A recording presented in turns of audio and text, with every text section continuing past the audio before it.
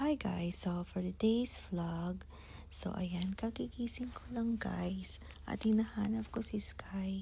Baka dun siya natulog katabi ni Jiro. So, ang ating breakfast, so magluluto ako ng Vienna sausage. At syempre, meron tayong eggs. So, ilan yan? 2, 4, 6, 7 eggs. Pero 4 lang yung lulutuin natin. Ayan, hiniwa-hiwa ko na yung ating Vienna sausage.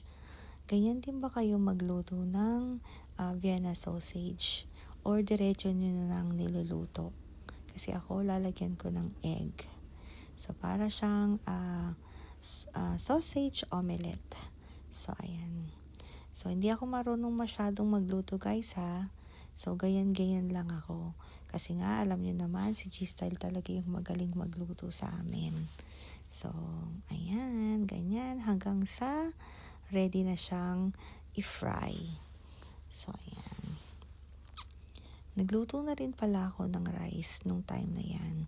So, ayan. I-ano na natin yung egg. So, ayan. Open na natin yung ating oven.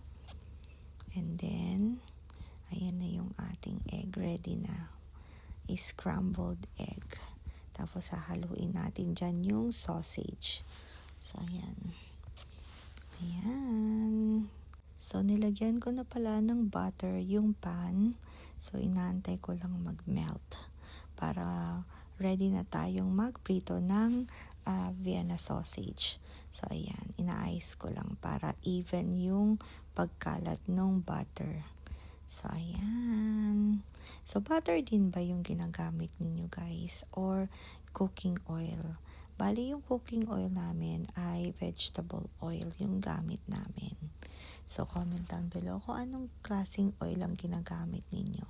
So, ayan, ilalagay na natin yung mga Vienna sausage na kinat natin kanina.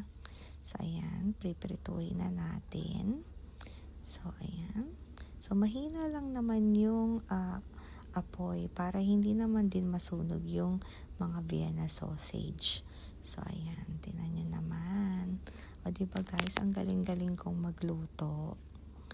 Pero magaling talaga si G-Style. So, ayan. Pang breakfast lang ako guys. Ganyan-ganyan lang.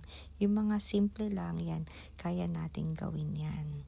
So, ayan. Piprito-prituhin natin. And then, pag ready na, i-mix na natin yung egg. So, ayan. So, ante-antay lang tayo ng konti. Ayan.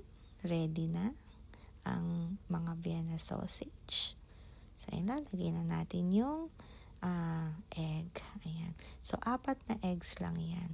Dahil pwede na sa amin yan. Ayun pala si Sky. Nandun siya sa may bandang pinto. Gising na siya. Nakikita nyo ba guys? Ayan. Nagmumuni-muni siya dyan. Di ko alam kung anong tinitignan niya dyan. So, yan. Dyan siya madalas tumatambay.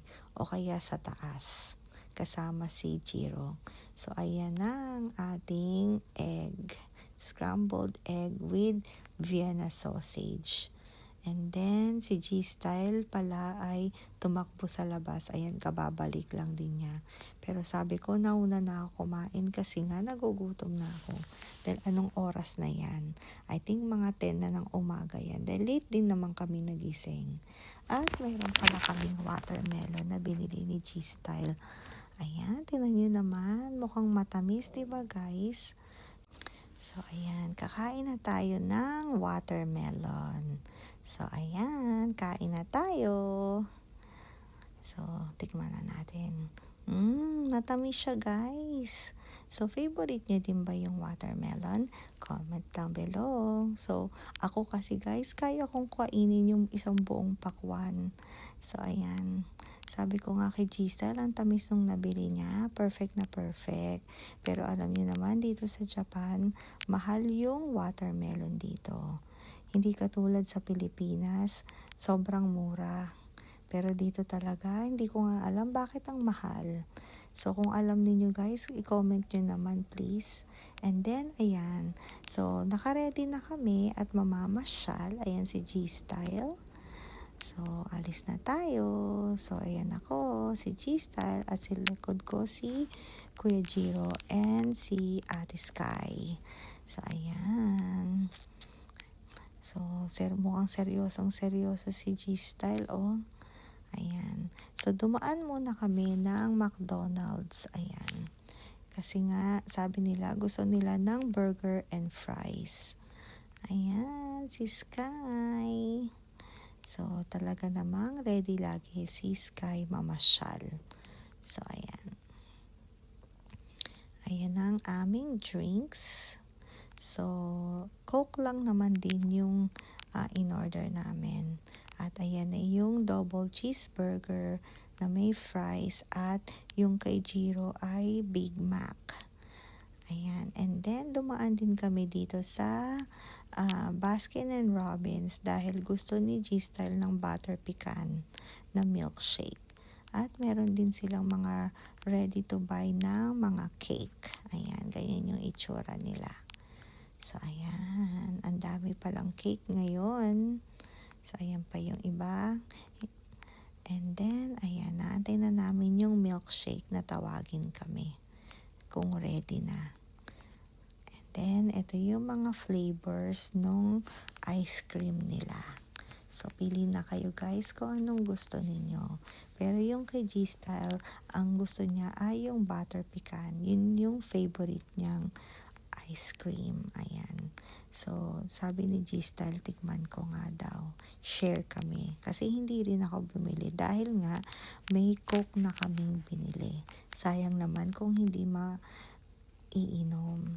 So, ayan na. And then, ayan, nag-start na kaming kumain at uminom. Ayan yung fries. Inuna ko yung fries. Dahil hindi naman din ako masyadong gutom.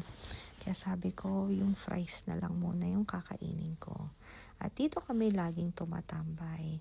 Dahil nga kahit mainit, maganda yung ambience dito at may hangin kahit papaano. So, ayan. Bukod dito, dahil nung last time pinakita ko sa inyo na nandun kami sa kabilang nag-barbecue. At ito naman ay kasi sa harap ng ocean. Ayan. So, sabi ni G-Style, kainin ko na lang din daw yung burger kung gusto ko. Dahil nabusog na siya dun sa butter pecan milkshake na binili namin. So, ayan, kakainin na natin yung double cheeseburger. So, ayan. Paborito ko talaga yung fries ng McDonald's. Dahil nga, pag nagluluto sila, napaka-crispy. At laging bago yung french fries na siniserve nila. So, ayan, kakainin na natin yung double cheeseburger. So, ayan, dahil medyo nagutom na rin ako. Yun nga. At saka nahihinayang ako pag hindi kinain, baka masayang na naman. So, ayan, tambay-tambay lang muna kami dito. Ayan, dahil nga nakaka-relax dahil katapat mo nga yung ocean. Ayan, si Kuya Jiro. So, ayan, tingnan nyo naman yung background. Ayan, at nauhaw ang ating Ate Sky. So, ayan. So, lagi naming dala lagi yung water bottle niya kahit winter time dahil nga ayaw namin siyang nauuhaw or madi-dehydrate. So, ayan, tinan nyo naman, ang lakas uminom ng Ate Sky. Ayan, di ko alam kung nasan yung bow niya. Siguro tinanggal na naman niya. Ayan, lagi ko siyang nilalagyan ng bow, pero alam niya kung paano tanggalin yung bow niya. So, ayan, ang dami niyang nainom ng time na to.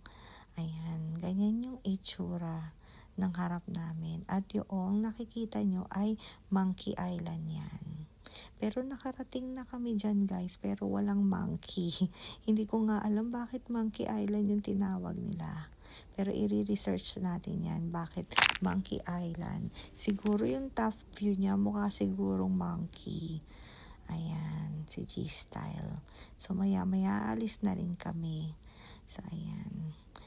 Chill-chill lang kami dito guys. Ayan, wala masyadong tao at napakaganda. Ayan. And then, dumaan kami dito sa grocery dahil bibili si Kuya Jiro and si G-Style ng avocado. So, ayan. Si Ate Sky gusto sumama. And then dumaan din kami sa Donkey dahil nga may bibilin ako na gloves. Pero ito yung bumungad sa akin, yung mga cords ng iPhone. And then bibilin ko sana tong charger cord, pero ayun nga, hinahanap ko muna yung gloves na kailangan kong gamitin kinabukasan. Nagtanong na rin ako dun sa nag-work dito, pero tinuro niya sa akin yung workers club, pero hindi ko kailangan yun, guys. Kailangan ko yung parang ano lang siya, fashion gloves. Ayan, ikot-ikot ako dito, baka nga hindi ko lang napapansin, pero wala talaga sila pala dito. Kasi nga sa ibang store or sa ibang mall or shop nabibili pala yun. So ayan, ikot-ikot. And then, yun nga, nag-decide na lang akong o-order na lang ako sa Amazon Japan.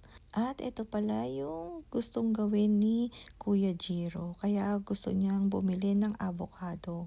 Ito yung halipoke. Ayan. Mukhang maanghang-anghang yung nagawa niya dahil nga tingnan nyo guys, so yung mga ingredients. At bumili rin pala si G-Style ng plum wine. So ayan, nag-start na kaming uminom. Ayan, titikman na natin.